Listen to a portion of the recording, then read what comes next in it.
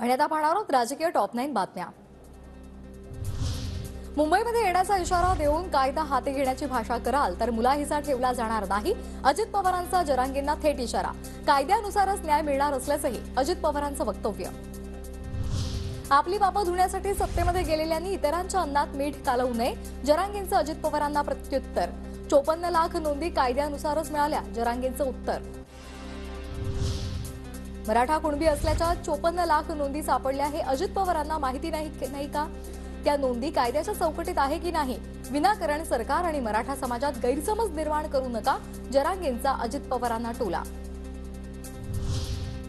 राज्यामध्ये जातीपातीचं राजकारण घडवून आणलं जातंय, आपण जातीपातीमध्ये भांडत आहोत, राज ठाकरेंकडून खंत व्यक्त। राज्यात मराठा विरुद्ध ओबीसी हे घडवलं जातंय, महाराष्ट्र एकसंध राहू नये यासाठी काही जण प्रयत्न करतायत, त्यामुळे महाराष्ट्रावर मराठी माणसाचं लक्ष पाहिजे। राज ठाकरेंचं नाव न घेता सत्ताधाऱ्यांवर निशाणा।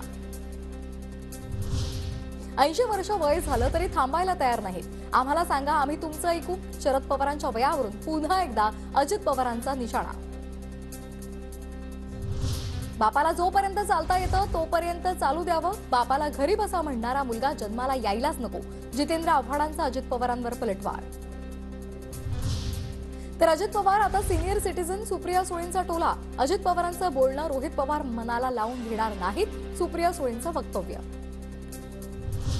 22 जानेवारीला राम मंदिर लोकार्पणावेळी उद्धव ठाकरे नाशिकच्या काळाराम मंदिरात दर्शन घेणार, तर उद्धव ठाकरे कुठल्या तरी मंदिरात जात आहेत हेही नसे थोडके, देवेंद्र फडणवीसांचा ठाकरेंना टोला।